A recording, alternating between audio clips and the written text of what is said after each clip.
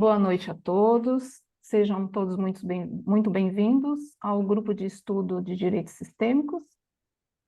E hoje nós estamos iniciando a leitura de um novo livro, que é este livro Conflito e Paz, de Bert Hellinger. E lembrando que os nossos encontros acontecem todas as terças-feiras, às 20h30, no horário de Brasília. Os encontros ficam gravados no canal do YouTube de Hamilton Plácido da Rosa. E hoje nós estamos com a orientação do René Schubert e como leitora nós teremos a Vera. Durante a leitura nós fazemos algumas pausas, então quem quiser fazer perguntas, considerações, pode levantar a mão física ou a mão virtual e também compartilhar no chat. E eu passo já então a palavra para a Dilena. Olá, boa noite a todos. Sejam todos bem-vindos, todos, mesmo os novos, os mais antigos. E qualquer dúvida que tenham em relação ao dia de hoje pode ser colocado no YouTube ou no nosso grupo do Facebook ou do Instagram, tá? Os links também estão no YouTube e todos os grupos estão conectados. E a gente está toda hora olhando, eu e a Helena, tá bom? Passo a palavra para o René, que vai ser o nosso orientador hoje. Obrigado, Dilena. Obrigado, Helena Júlia. Sempre bom dar o início. Vocês estavam aí nos bastidores, organizando tudo, organizando também a votação do livro. Fico feliz com a escolha desse livro, de Bert Hellinger, dado o momento que estamos. É sempre bom trazer esta temática. E sim, em breve, provavelmente teremos outra votação, Então, sempre vamos fazer nesse grupo, citado aí pela Dilena, que está no Facebook, Teve sua origem lá em 2016, no Facebook, com a Hamilton Plácido da Rosa, pensando exatamente nessa questão de um grupo de estudos online voltado para o direito sistêmico, a partir da obra de Bert Hellinger. E de lá para cá já passamos por alguns, do Bert Hellinger, do professor Renato Bertatti, que foi o nosso primeiro orientador aqui no grupo de estudo, pelo Dr. Sam Storch, Daniela Miliari, quer dizer, alguns títulos foram lidos aqui e outros mais serão, Foi um dos primeiros grupos de estudo online, que temos notícia, e tem muitos aqui que estão desde o comecinho, debatendo. Sempre bom reler a obra de Bert Hellinger. E antes de iniciarmos a leitura, eu gostaria de retomar um pouco algo que foi falado por Sophie Hellinger esse final de semana, que a gente teve o primeiro Congresso Internacional de Constelação Familiar do IBCF, e ela falou muito sobre a questão das ordens da ajuda, da importância do facilitador seguir no seu aprimoramento, no seu estudo, e é exatamente isso que nós fazemos aqui. Nós tentamos sempre retomar a obra, reler, refletir. Mas esse livro do Hellinger eu já li. Tá, aqui no grupo de estudos talvez vai ter uma pergunta de algum colega, vai ter uma colocação de alguém que talvez vai trazer uma nova visão deste livro, desta passagem, como já aconteceu outras vezes.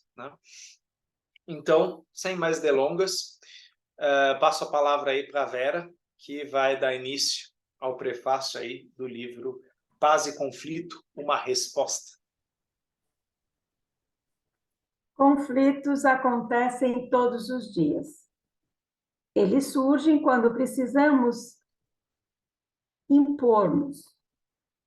Ajuda-nos a crescer, a encontrar soluções melhores, a ampliar nossas fronteiras. Portanto, em última análise, contribuem para a segurança e a paz. Esses são os pequenos conflitos. Eles nos são familiares. Por trás deles, porém, existem conflitos de tipo bem diferente, pois atua neles uma vontade de extermínio.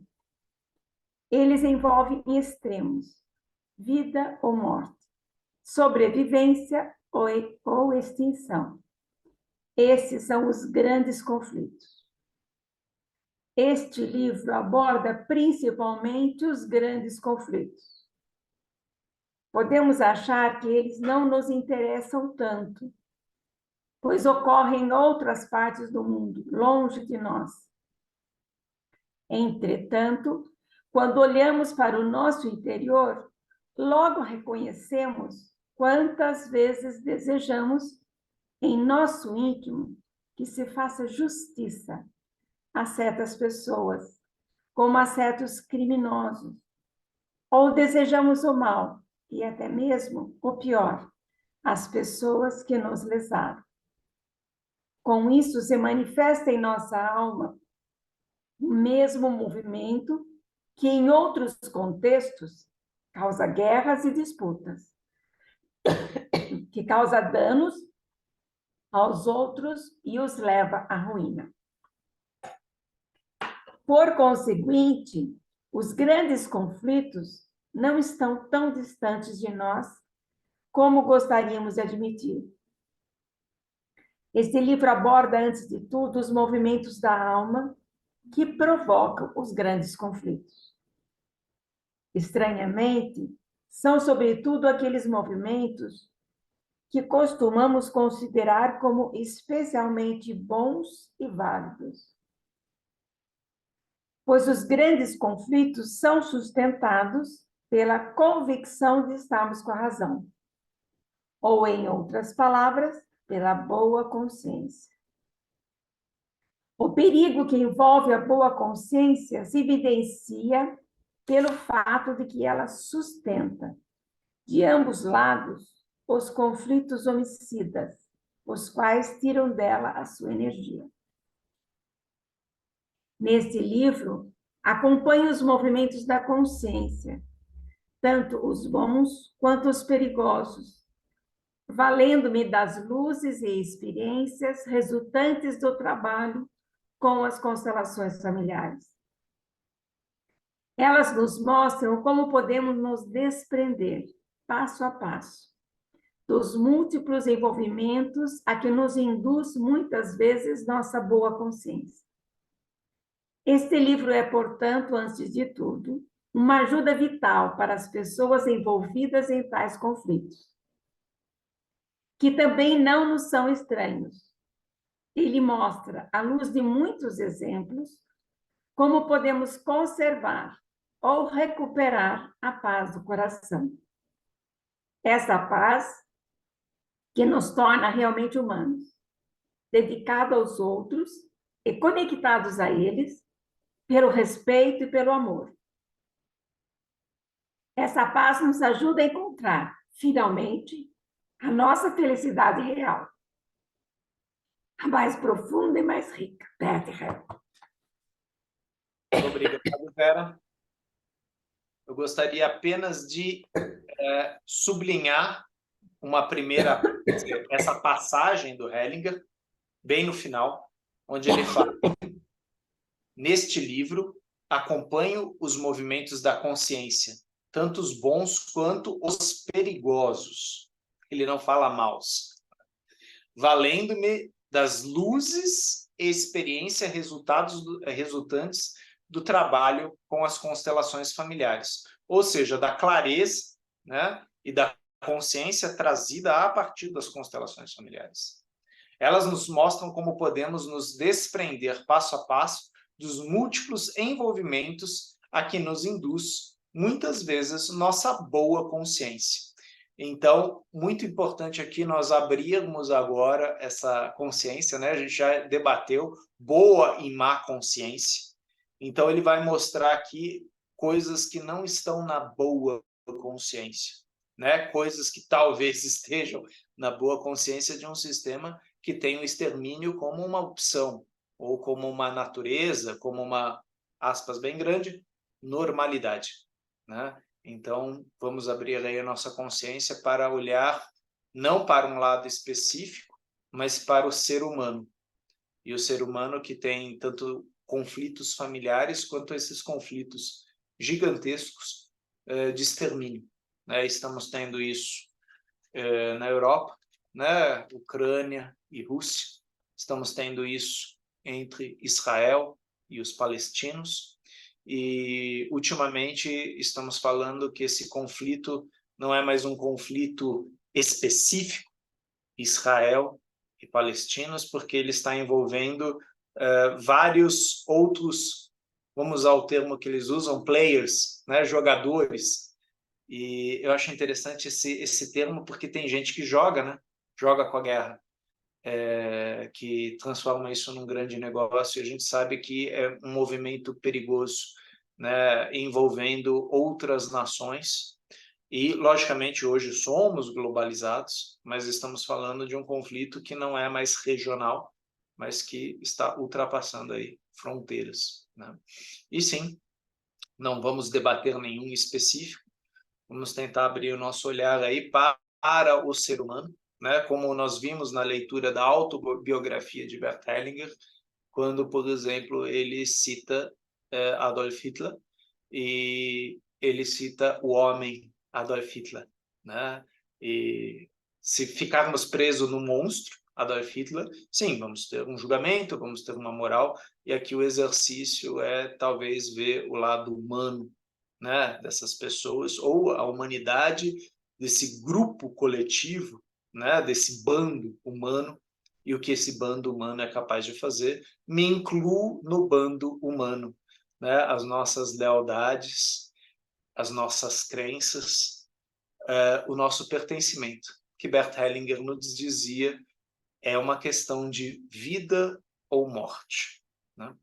Então, por favor, Vera, vamos dar sequência. Introdução e perspectiva. O grande conflito. A vontade de extermínio. Todo grande conflito pretende remover algo do caminho. Em última análise, quer destruí-lo. Por trás desses conflitos, atua uma vontade de extermínio. De que forças ou medos ela se alimenta? Ela se nutre principalmente da vontade de sobreviver. Quando nossa vida é ameaçada, reagimos pela fuga, esquivando-nos de ser exterminados pelo outro, ou pela agressão, tentando liquidá-lo, ou pelo menos pô-lo em fuga. Tirar o adversário do caminho é o extremo da vontade de extermínio. O que importa nisso não é apenas, via de regra, liquidar o outro, mas também incorporá-lo e apropriar-se do que ele possui. Isso também está a serviço da sobrevivência. Horrorizamo-nos com o canibalismo, mas apenas na aparência, pois ainda existem situações em que os seres humanos asseguram sua sobrevivência à custa de outros seres. Muitas vezes, a assimilação do que foi exterminado por nós é inevitável para a nossa sobrevivência. É verdade que nos alimentamos também dos frutos da natureza, mas isso também exige o sacrifício de outros seres, principalmente de animais. Esses conflitos, principalmente os mortais, são desumanos? Em caso de extrema necessidade, não podemos evitá-los.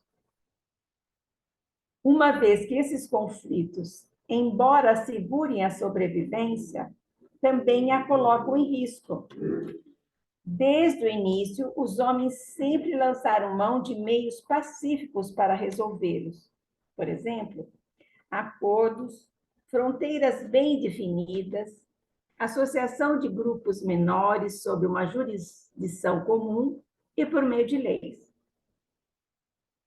A regulamentação jurídica mantém os conflitos mortais dentro de certos limites, principalmente porque o monopólio da força pelo governante impede a solução violenta de conflitos pelos indivíduos ou por grupos subordinados.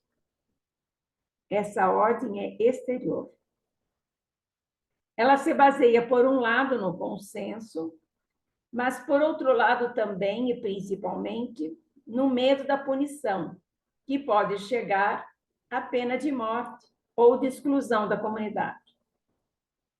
Essa ordem, que é imposta pela força, é simultaneamente conflito e luta. Mas esse conflito é administrado de modo a servir à sobrevivência do grupo e de seus membros individuais. Assim, a ordem jurídica estabelece limites à vontade pessoal de extermínio e protege os indivíduos e os grupos contra irrupções dessa vontade.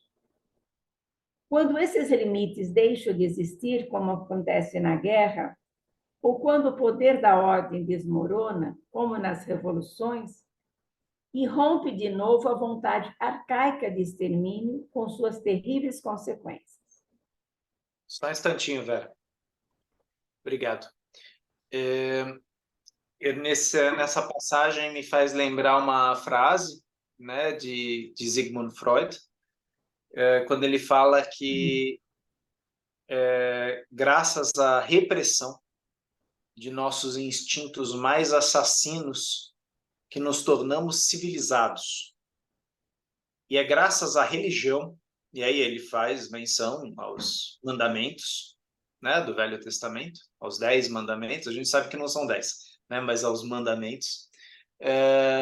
Nós, graças à religião, nós nos tornamos também uma civilização. E aí ele termina a frase dizendo: e qual preço pagamos por essa repressão de nosso lado mais selvagem, mais instintivo, né? Então, ser civilizado tem um preço, né? Um preço interno.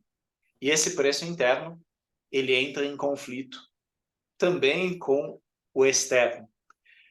Falando da questão de bandos ou de grupos, né? O Hellinger usava o termo clãs, né? Cada clã cria regras de manutenção e de regulação. Algumas exageradas, outras não, mas assim vão se regulando.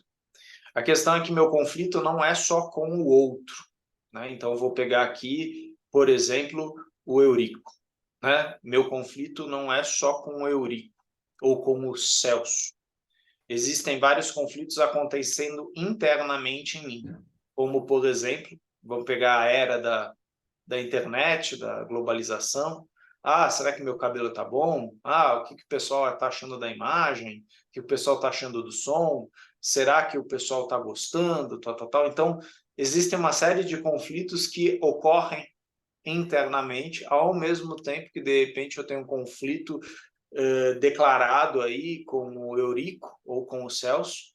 A gente pode falar um conflito étnico, religioso, ou por uma coisa muito boba, né? Pode ser, não gostei da camiseta verde aí do Eurico, né? Tem que estar usando azul que nem eu, né? Grêmio, né? E assim, né? Pertencimento, vamos selecionando certas características, né?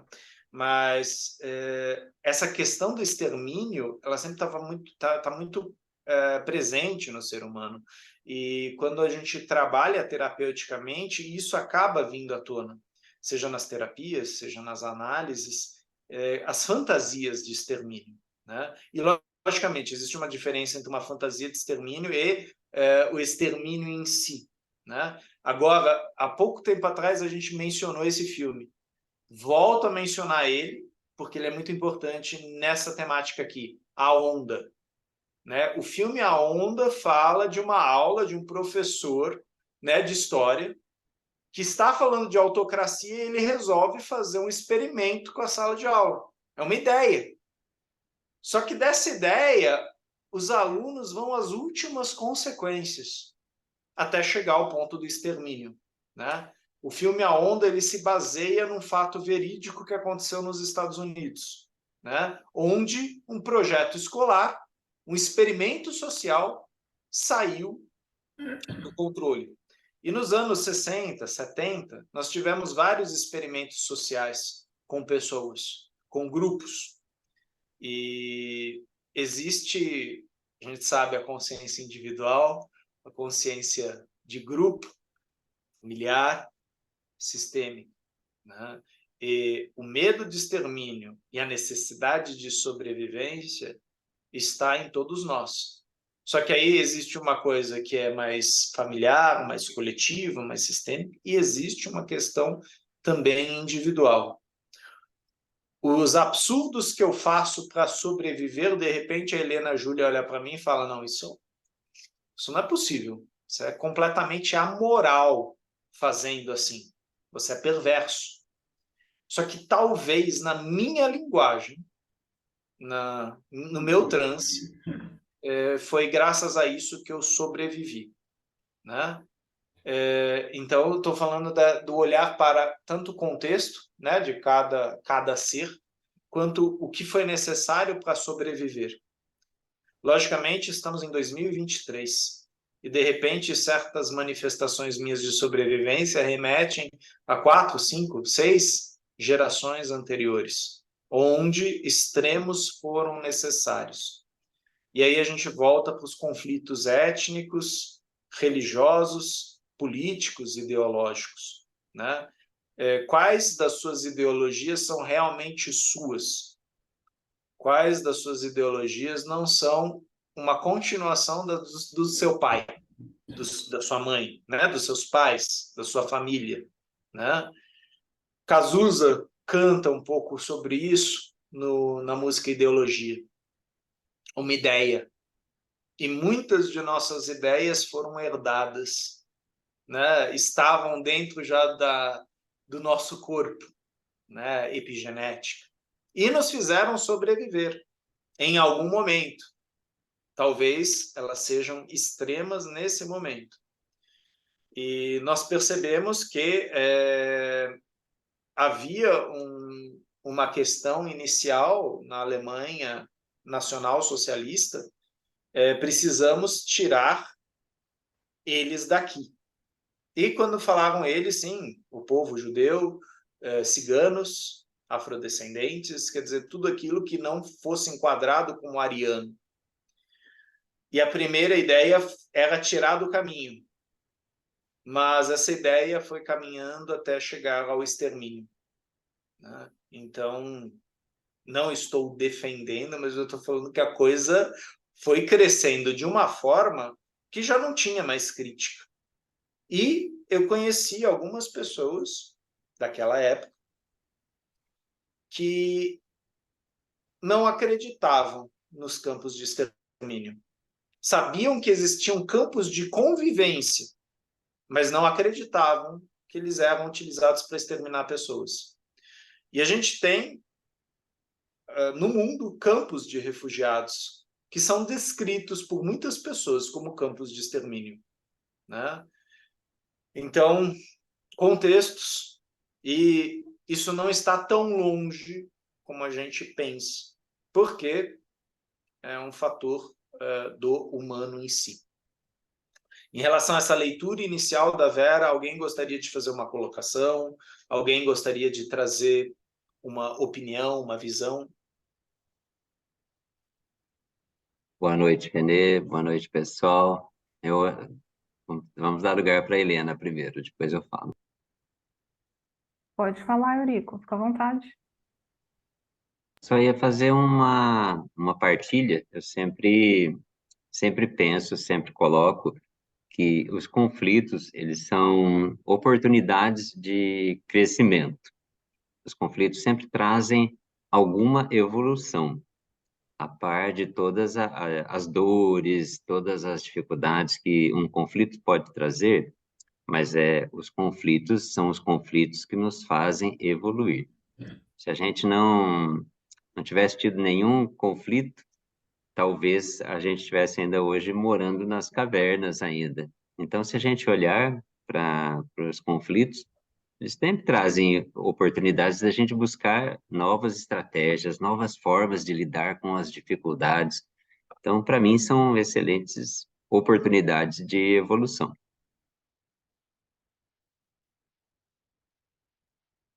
Perfeito. Perfeito, que é como o Hellinger também coloca, né? Os pequenos conflitos familiares e que são estimulantes, e aí os perigosos, né? Que são os de extermínio. E, por incrível que pareça, né, Eurico, eles não estão tão distantes, né? Então, a gente teve até aqui no Brasil momentos extremistas recentes, de ideias extremistas. E, quer dizer, a gente não precisa olhar lá para o Oriente. Tá aqui, né? Sim, logicamente, numa democracia, o conflito, você ter a possibilidade de se colocar, de falar, de debater, é um crescimento. Só que muitas vezes a gente percebe que o conflito caminha num sentido, não, para a gente conseguir seguir à frente, cale a boca e obedeça. E aí é um passo para a gente caminhar para outra coisa, como o extermínio, por exemplo, né? Então, eu acredito que o Hellinger aqui, ele coloca, assim, essa coisa, assim como a ansiedade, né? A gente tem a ansiedade que nos impulsiona, que nos estimula, que inclusive traz movimentos de criatividade, e a gente tem aquela ansiedade que nos congela, que nos trava, que nos impede o movimento, né? E os conflitos que o Hellinger traz são esses que interrompem a vida e que aí geram outro tipo de conflito, né? Que são os traumas que ficam marcados em você, em mim, vindos de nossos ancestrais, né? Os refugiados. Recentemente eu estava lendo um texto falando da última prêmio Nobel, que foi uma garota vinda de uma família de refugiados e que teve muita dificuldade para conseguir uma bolsa nos Estados Unidos, tentando primeiro uma bolsa na Inglaterra, e que sofreu muito por causa de sua origem humilde, por causa da cor da pele dela, e pelo fato dela vir de um local de conflito, de extremismos religiosos. Mas é engraçado que nos Estados Unidos ela sofreu um extremismo religioso também. Ah, você vem de um lugar extremista, você não tem vez aqui, né? Então ela fala disso e ao mesmo tempo ela coloca o quanto essas dificuldades, aí a tua fala, né? O quanto essas dificuldades, todos esses conflitos fizeram ela ter uma ideia genial, né? E ela foi a prêmio Nobel da vacina da Covid, né? Se eu não me engano, uma bióloga, né? Esse é um texto que foi lançado recentemente pela Sociedade Brasileira de Psicanálise, que fala exatamente do indizível, né? Dessas pessoas que vêm de zona de guerra, que são sobreviventes e conseguem transformar essa experiência em algo muito singular, né? Ou seja, sim, esse conflito que gerou um diamante, né? Vamos lembrar que o diamante é carvão, né? Que é carvão ou fósseis, né? Sofrendo uma pressão absurda, né? A ponto de criar uma densidade daquelas, né? Sim, conflito, mas, né? O que a gente vê nas constelações são as consequências que às vezes impedem, por causa do conflito anterior, que a pessoa queira continuar na vida, né? Sim, estamos falando de autoextermínio, rejeição, sentimento de abandono, de vulnerabilidade tal a ponto da pessoa não querer continuar aqui, né? Eu especificamente estou falando aqui dos traumas de guerra, né? E uma coisa que o Freud estudou bastante, Jung viu bastante, Winnicott, né? E acabam também influenciando Hellinger, que também viu a guerra, né? Viu a Segunda Guerra e também sofreu perseguição, né? Exatamente do nacionalsocialismo, né? Como inimigo número 1, porque as ideias dele eram provocativas demais, né? E mais tarde ele percebe que essas ideias provocativas demais, né, que geravam conflito, começavam a gerar conflito dentro da ordem religiosa. Era provocativo demais, né? Sim, né? Se isso não tivesse acontecido, a gente não estaria lendo Bert Hellinger. Já pensou se ele tivesse aberto mão desse lado provocativo, entusiasta dele, inquieto, e falar, não, não, tudo bem, eu não vou mais abrir a boca, eu vou ficar aqui, né? Posso citar aí Martim Lutero também. Ah, não, vou fazer do jeito que a Igreja Católica prega, né? Não vou fazer um textão, né? Porque foi isso que Lutero fez, ele fez um grande textão.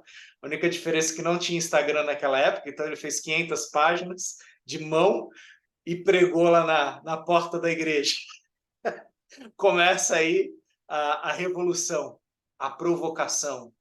Existe uma ideia diferente daquela que até então vocês tiveram como ordem, né? As ideias, elas são virulentas, né? E causam, sim, mudança, né? A gente vai olhar também um pouco os efeitos dessas mudanças. Antes de eu passar para o Ronaldo, você quer complementar alguma coisa, Eurico? Não, não, Renê, tá excelente a sua ilustração aí.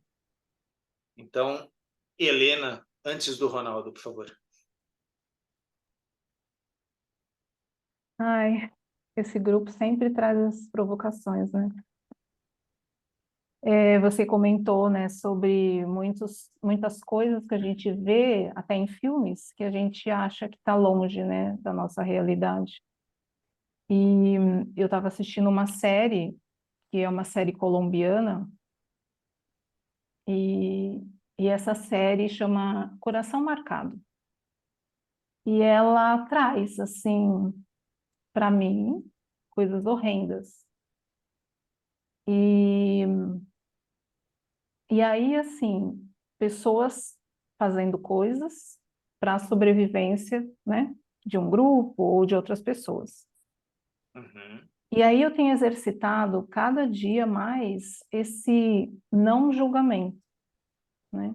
Porque nesse filme, em algum momento lá, uma outra pessoa que estava nessa postura de crítica e de julgamento e de querer, né, vingança e tudo mais, ela se vê na mesma situação.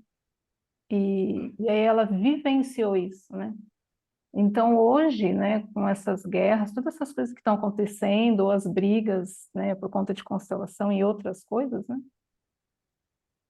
Eu, antes de me posicionar, porque na verdade eu não entro mais em conflito, assim, eu evito muito. Mas antes de me posicionar, quando eu quero entrar em conflito, eu vou lá e me mordo, entro num lugar, soco assim, tudo para não entrar no conflito, né? Porque não é fácil. Sim. Mas aí eu me centro e me posiciono. E aí a provocação, né, que eu falo que quando a gente começa a abordar esses assuntos, é que eu fico me questionando assim, né, se tudo é por um bem maior, né, e como o Eurico bem falou, que se não há conflito, não tem essa evolução, o Bert mesmo, né, sempre fala que o imperfeito é o que evolui, né? Uhum. Como que a gente vai encontrar essa humanidade? Eu acredito que os conflitos nunca vão deixar de existir, né? Então, É, uma reflexão que eu trago para mim e compartilhar com vocês. eu recentemente estava lendo um livro do Ailton Krenak que chama A Vida Não é Útil. E é uma crítica de Krenak a gente achar que tudo que está aqui fora é um utensílio, né? Que a gente fica usando as coisas da vida, a água, a comida, e a gente acha que é tudo utilitário. E não é, a vida não é útil, né? Ela nos serve e é esperado que possamos servir a vida, né? Mas em todo caso, né? Ele coloca uma ideia que os Krenak têm, os Yanomami têm, os Kaipó têm, e aí ele cita também os Anui no Japão, né? Quer dizer, tribos originárias muito antigas. Que assim, não existe evolução. Ele fala, nós temos que parar de nos desenvolver para nos envolver. E aí ele pega a questão do trem, né, que passa lá perto de Mariana, lá perto do Vale do Rio Doce, onde fica a tribo dele. E ele fala, eu tô vendo esse trem passar cada vez mais rápido, parece que é toque de caixa. Rápido, tirem toda a água, tirem todo o minério, tirem tudo daqui e coloquem no navio. Ele fala, mas se a gente se desenvolver rápido demais, o que vai sobrar? Né? E aí ele fala, o planeta Terra é vivo. E ele fala, nós sempre acreditamos, o povo originário sempre acreditou que a Terra é viva. A gente não precisa de cientista para comprovar isso para a gente. Para nós, a Terra é viva. E a gente está canibalizando, a gente está, ele fala, esquartejando a Terra. E aí entra a tua reflexão e o que eu pensei. Onde a gente perdeu a nossa humanidade? Exatamente, onde a gente perdeu? Porque a gente tinha ela. Vamos pensar no coração da criança, né? Na pureza da criança. Logicamente que nós vamos desenvolvendo, nós vamos amadurecendo, e é necessário que essa ingenuidade dê lugar à responsabilidade.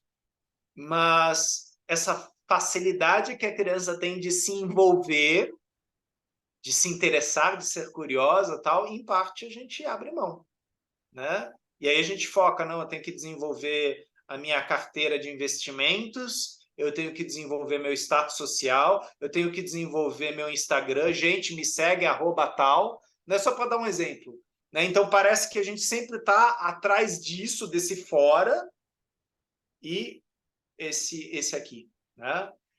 Para não entrar num conflito que está fora, você deu um exemplo muito bem, não, eu me mordo, né? Eu grito, eu dou um berro, né? Eu fecho a porta, pego o travesseiro e dou um berro dentro do travesseiro. Sim, porque se eu entrar no conflito externo, eu não vou resolver nada. Provavelmente eu só vou aumentar um pouco mais as coisas. Por outro lado, se eu paro e dou um passo para trás, respiro, grito, xingo, né? A mesma coisa é o famoso e-mail na empresa. Dilena acabou de mandar um e-mail para mim. Um e-mail mal educado. Só que a Dilena, ela tem a razão dela naquele e-mail. Se eu responder imediatamente aquele e-mail, bom, a Helena vai ter que intervir porque vai virar um bafão a briga. Agora, se eu parar, respirar, escrever o e-mail, vai almoçar, né? Conversa com a Helena antes. Cleusa, o que você acha disso? Né? De repente, eu não vou mandar um e-mail para a Dilena, né? Porque talvez eu vou entender que existe sim aí uma razão, né? E eu não tô dando o braço a torcer.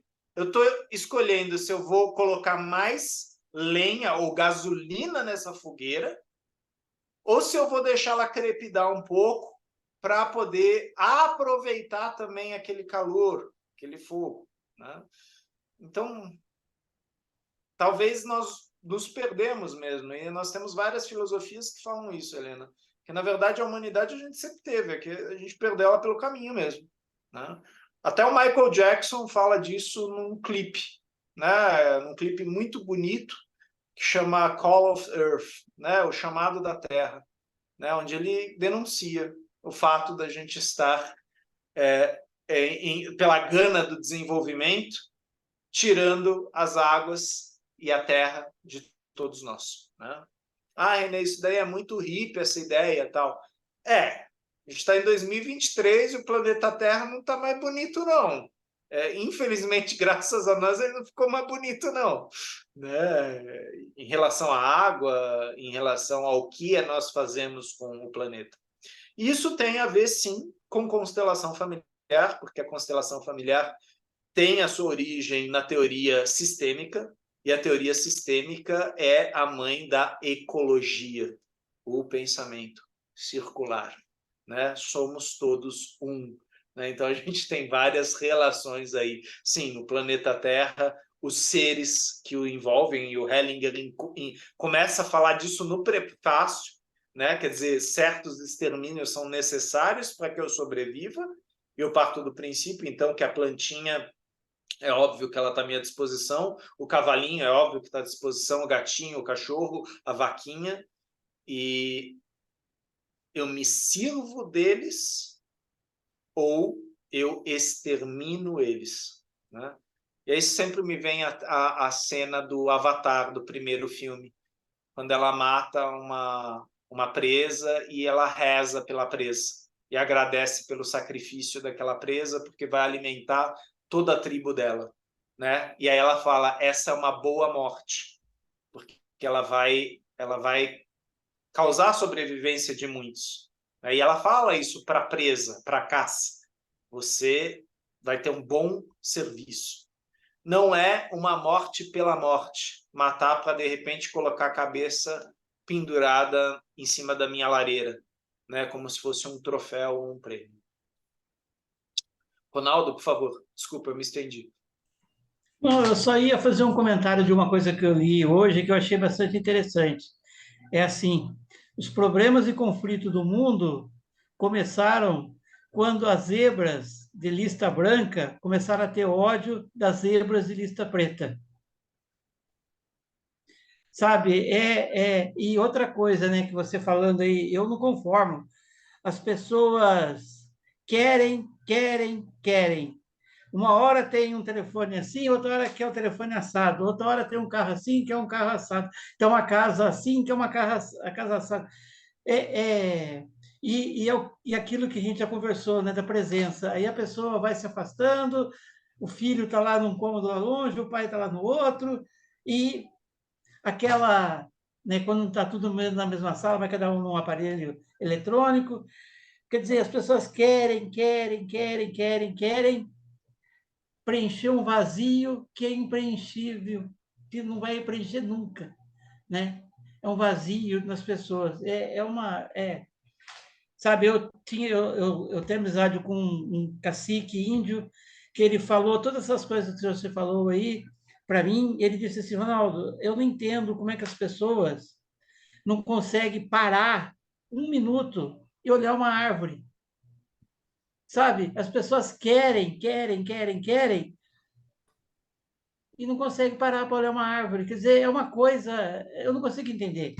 Sabe? Ele é cacique de uma tribo no Mato Grosso, lá no Xingu, lá, não sei. Sabe? Quer dizer, umas coisas assim que eu sei que, né, esse é um pensamento, eu entendo o pensamento do sistema, tudo está a serviço, tudo, né, tem, né, essa questão, mas assim, é um pensamento, né, mais humano, assim, da humanidade da gente, né? Eu acho que a gente precisa voltar para dentro, né? A gente perdeu essa oportunidade na Covid, na pandemia, voltar para dentro e se encontrar, e se preencher, e depois preencher o mundo. Só isso, obrigado. A tua fala, Ronaldo, ela me faz lembrar, eu cheguei num livro a estudar a questão de Gengis Khan, né, a questão de como ele se espalhou, né, como os mongóis se espalharam, e Gengis Khan tinha uma característica, quando ele chegava num lugar, ele tacava fogo em tudo, né, ele destruía as civilizações, ele tinha muita raiva, né, e isso tem a ver com a história dele, a forma como o povo dele foi tratado. Mas ele tinha um irmão caçula que apreciava muito cultura. E num determinado momento, lá no Império Jin, onde hoje é a China, Gengis Khan estava lá fazendo uma fogueira grandona, e aí esse irmão fala, deixa eu cuidar da biblioteca. Por que você quer cuidar da biblioteca? Não, eu quero cuidar desse legado. Ele foi deixado por outros seres humanos, é importante a gente preservar isso, né? Ou seja, uma pessoa que, ao mesmo tempo que deu um passo para trás, também era uma pessoa que apreciava, vamos falar aí, a evolução, ou talvez o silêncio, a capacidade do homem de observar. Porque você olhar para uma árvore, você observar, como diria talvez o Osho, né? Observe a árvore crescer, né? Fique em meditação vendo a árvore crescer. Quer dizer, o que eu absorvo disso, dessa observação, dessa meditação, né? E provavelmente eu vou entrar em contato com isso que a Helena nos questionou aí, né? Talvez essa humanidade, né? Essa humanidade que é, sim, imperfeita, vazia, doída, né? E que não vai ficar mais bonita com essas coisas que a gente fica procurando tanto fora. Quando o Hellinger fala, né, assentir ao mundo tal como ele é, né, reconheça e aceite o mundo tal como é uma postura meditativa. Eu não posso mudar, né? É assim, desse jeito. Eu paro, inspiro, respiro. Talvez eu dê 2, 3 passos atrás. Talvez eu tenha que me afastar alguns bairros. Talvez eu tenha que mudar de cidade para poder lidar com aquela informação, com aquela situação, né?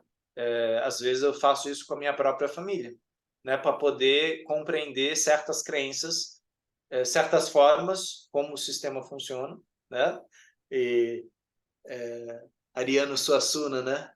É preciso sair da ilha para poder enxergar a ilha, né? Às vezes a gente tem que sair da família, né? Olhar de fora, tá, entendi, entendi um pouco. A gente volta em 2 dias, a gente volta a ser igual, né? Mas, como Hellinger também nos fala, aquele que foi para o alto da montanha e viu a sua casa lá de cima, nunca vai olhar para a casa do mesmo jeito, né? Porque ele tem uma nova perspectiva, né? E aqui talvez a gente treine essas outras perspectivas, essa outra amplitude, né?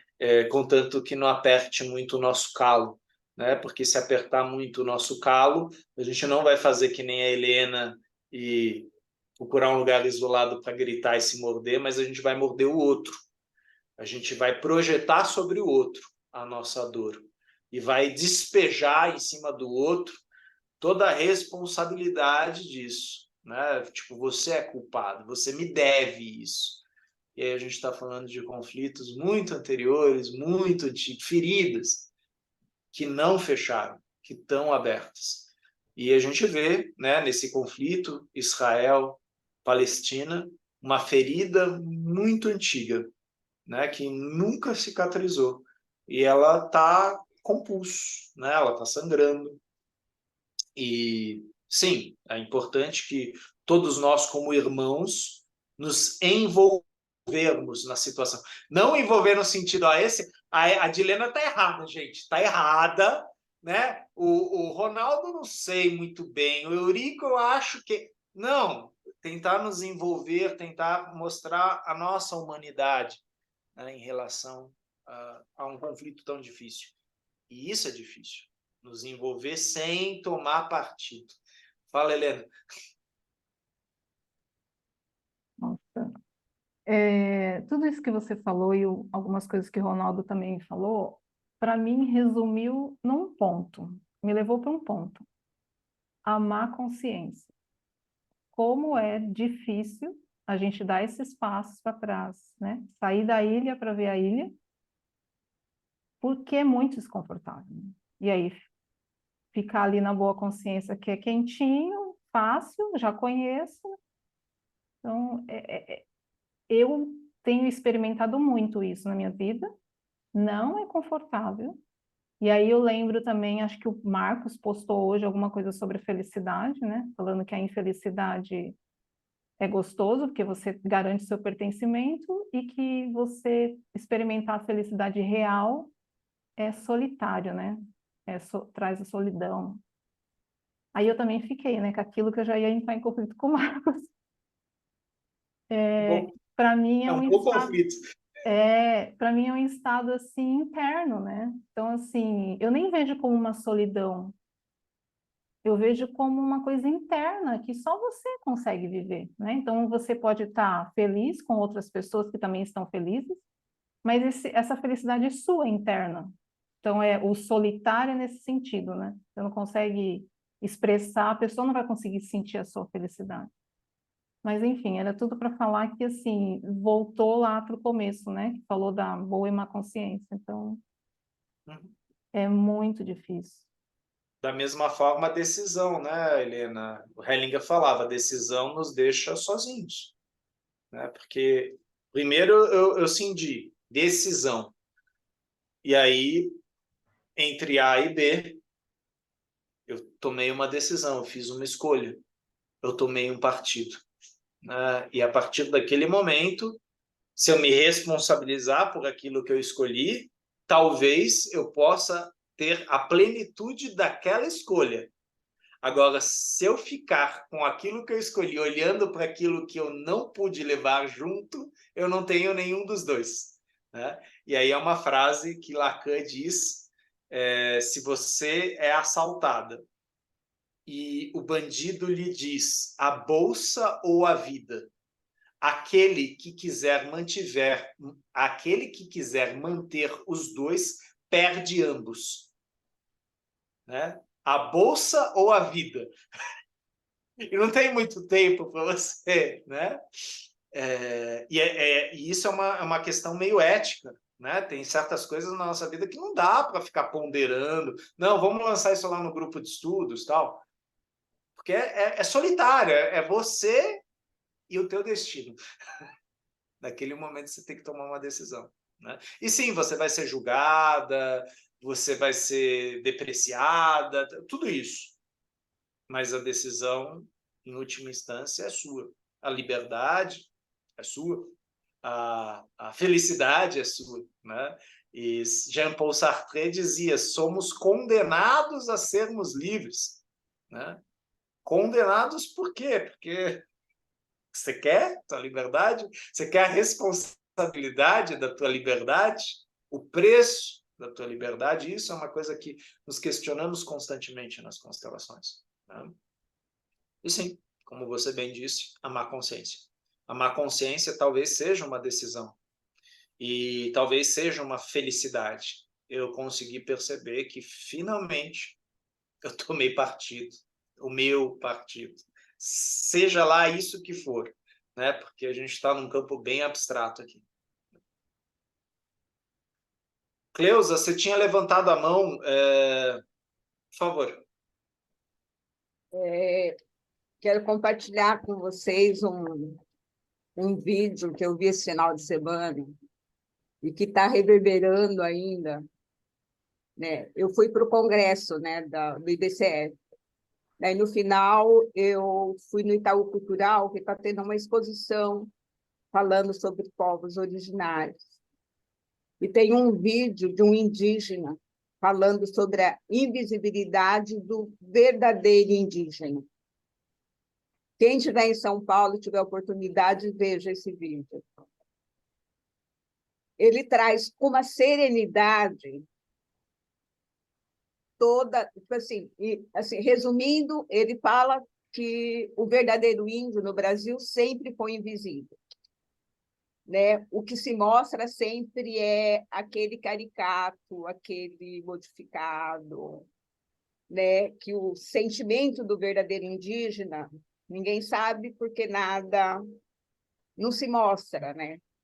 Tipo assim, a imprensa só vai quando tem um índio morto, um índio bêbado, um índio que fez isso ou aquilo, mas que a verdadeira cultura, a verdadeira história, o verdadeiro eu, não mostra. E ele vai falando isso numa serenidade, num tom tão assim, que aquilo vai entrando na sua alma e está reverberando ainda.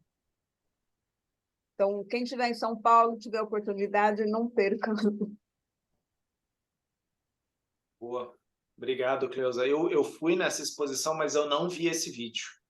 Eu acabei assistindo um vídeo da questão da ditadura e foi tão longo aquele vídeo que eu eu saí também, no caso desse vídeo, eu saí com mal-estar, né? E aí eu não quis ver outros vídeos. Mas, assim, é uma exposição muito bonita, vale a pena, sim, assistir.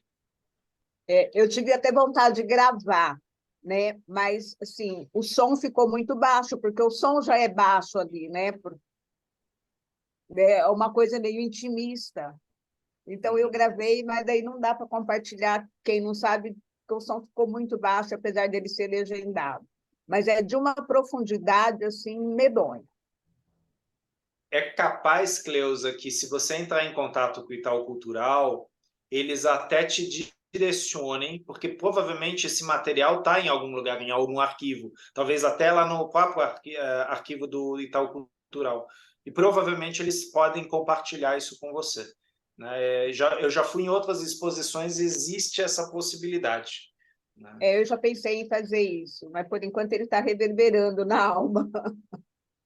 Sim, sim. Que Que poderoso Eu, isso. eu posso ver isso e comunico para vocês, que eu moro pertinho.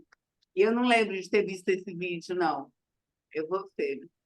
Eu, Agora, eu, eu sei que esse vídeo está no último andar, lá embaixo, tá, mas vou eu não ver. assisti.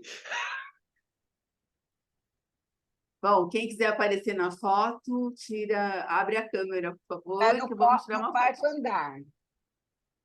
Está no quarto andar esse vídeo. Ah, quarto? Tá. Está no quarto, numa sala do canto. Você entra na hora que você está dando a volta, Boa. né?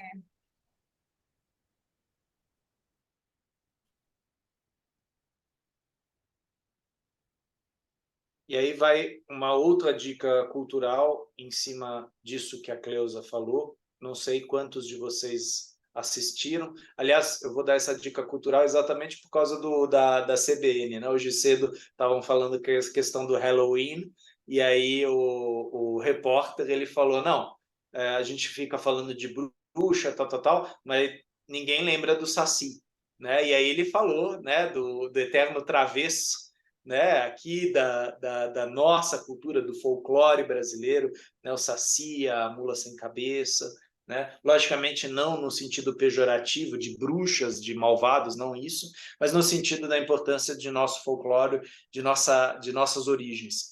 E aí tem uma série no Netflix que chama Cidade Invisível, que eu assisti esse ano, e fala um pouco da nossa mitologia, do nosso folclore. Fala do Saci, fala da Cuca, fala da mula sem cabeça. Vale a pena assistir, até para a gente questionar ou ser provocado por isso que a Cleusa falou, do invisível. Né? A série chama Cidade Invisível porque assim mostra que essas entidades, esses guardiões, né, da natureza, eles estão entre nós. E muitos deles se perderam aí, Helena, a tua pergunta da humanidade, eles se perderam de si mesmo porque eles se tornaram seres urbanos demais, né? Então, aparece o Curupira e a questão da cachaça, né? Quer dizer, o Curupira perdeu a força porque ficou vidrado na cachaça, né? Então ele tem provocações, né? Logicamente esses guardiões eles não são mundanos, né? Mas nessa série mostra, né? Os autores, né? Que fazem eles e essa questão de que para os povos originários eles não são folclore, eles são vida. Eles estão aí, esses guardiões estão aí, né, presentes, mas são invisíveis. Assim como, de repente, para nós, o nosso Deus. Né? Ai, Renê, você está sendo herege. São pontos de vista. Né? E a ideia aqui é nos provocarmos. Né? Por que aquilo que o outro acredita não é tão bom, né, quanto aquilo que você acredita. E muitos conflitos surgem disso aí, né? Não, porque o meu Deus é o certo, o seu está errado, né? E o Porta dos Fundos também fez uma crítica a isso, né? Que mostra uma menina que morre, aí ela encontra Deus e o Deus é todo esquisitão, assim. Ela falou, nossa, mas eu não imaginava que você era Deus. Ele falou, ai, não, é que eu sou de um povo lá na Indonésia, né? Só aquele povo sabe que eu existo. Ah, mas você é Deus? Sim, eu sou o Deus de todo mundo, mas ninguém sabe que eu existo, só aquele povo na Indonésia. Então, a crítica um pouco a isso, né? De você tentar impor no outro, não, meu Deus é o certo, né? Isso aqui é o certo, né? Logicamente, né? Uma dose de humor, né? A minha ideia aqui não é desrespeitar ninguém, mas a gente poder abrir essa visão para o Deus do outro, para a crença do outro, para aquilo que o outro faz tão diferente e que às vezes me é incômodo, me é difícil de engolir, eu vou ficar com aquilo que a Helena falou. Tenho vontade de me morder, tenho vontade de gritar e, bom, né, para poder suportar isso que é tão diferente, que é tão esquisito, que é tão estranho, né? Misterioso para mim. Vera, eu agradeço a leitura até aqui, né? Você vai poder ler mais para o Marcos, né? Eu não te deixei ler muito, né? Na verdade, os colegas não deixaram você ler muito, né? Mas demos início, então, à obra Conflito e Paz, com a voz da Vera. Eu vou passar agora a palavra para a Helena. Semana que vem vocês continuam com o Marcos Castro. Gratidão. Renê, só vou te perguntar, que aqui a Adriana está perguntando que livro que eu indiquei, mas eu acho que não fui eu que indiquei. É o livro do Mark Woolley, né? Woolley. It Didn't Start With You. Não começou com você. Né? Ele foi traduzido, está na Amazon. É um livro que fala de... É um livro de pesquisa, tá? Sério. Pesquisa em constelação familiar e epigenética. Mark Woolley pega o trabalho de Raquel Yeshuda, de epigenética, e ele faz uma ligação entre um e outro.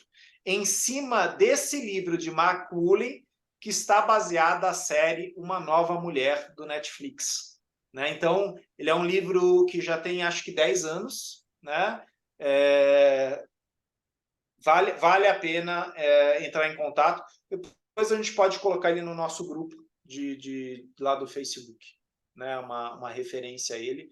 Eu acho que a Dilena pegou alguma coisa. Você pegou o livro, Dilena? Ela está com o livro aí. Essa dor não é minha, isso. Né? Em espanhol, ele chama Essa Dor Não É Minha. Então, para quem entende espanhol, pode me perguntar, porque eu participei de um grupo espanhol, né, da Espanha, de uma consteladora, ela é maravilhosa, chama La Sala de Maria, e ela fez um grupo que leu capítulo por capítulo, parte de 10 minutos, cada leitora de vários países do mundo leram. Ela fez uma análise, ela fez também uma análise da série todinha. No YouTube dela tem. Então, se alguém quiser, eu posso procurar e postar lá no grupo isso. Mas aí só quem não entende espanhol fica difícil, porque eles falam muito rápido. Sabe? Mas é muito legal. Aí eu comprei, eu ganhei esse daqui em espanhol. Ele está todo marcado, rabiscado, porque eu fiz um estudo muito legal dele com a ajuda dessa moça, da Sala de Maria. Tá? Se alguém quiser, eu posso postar lá no grupo e me perguntando mais alguma coisa, eu posso dar uma ajuda. Tá bom? Tá. Eu coloquei aqui na lateral, Dilena, em 2018, eu coloquei a introdução do livro. Né, no meu blog. E esse é um livro que até vale a pena a gente lembrar na nossa próxima votação, para a gente estudar aqui no nosso grupo de estudos, porque agora está disponível. Não é um livro difícil de conseguir. Né? E realmente é impactante o tecido teórico que Mark Woolley fez entre psicanálise, a ciência racional, né? Biologia, epigenética e as constelações familiares. Né? Mas qual que foi o método que ele utilizou? Ele utilizou observação, que é o método que a gente utiliza também, mas ele foi trazendo os casos e foi tecendo, né, com teorias racionais. Aí. Gratidão aí pela pergunta, Helena. Bom, segue agora contigo. Obrigada, Vera, pela leitura. Obrigada, Renê, pelos esclarecimentos e a todos que compartilharam. E para quem é a primeira vez que está vindo ou que não tem conhecimento do grupo do Facebook, ou para quem vai assistir no YouTube depois, o grupo chama Direito Sistêmico, Grupo de Estudos, lá no Facebook. E aí a gente costuma compartilhar, às vezes, livros, né, links, o link da reunião, recados, ficam lá, tá bom? Muito obrigada a todos e até a próxima terça-feira. Tchau, gente. Boa noite. Tchau, obrigada. Tchau, Eu vou fazer um boa post noite. lá no grupo. Obrigado. Boa noite. Tchau, tchau. Tchau. Boa noite, pessoal. Oi,